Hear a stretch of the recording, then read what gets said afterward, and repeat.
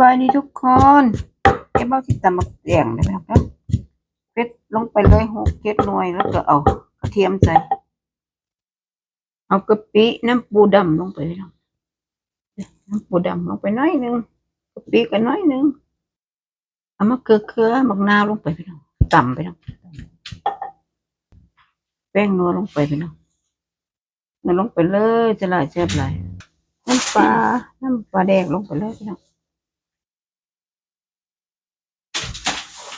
น้ำปูดองลงไปเลยพี่น้องน้ำปูดองอันนี้เก็บเอาต้มแล้วได้พี่น้องต้มแล้ว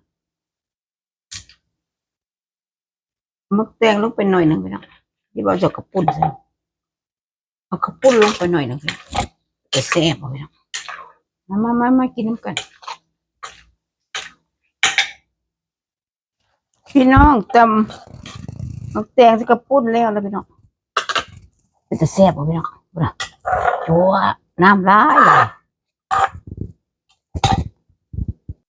ตำมักแตงกันแล้วพี่น้องจะแซ่บบ่ทีตำมักแตงใส่กระปุ้นพี่น้องมาจวดน้ำกัน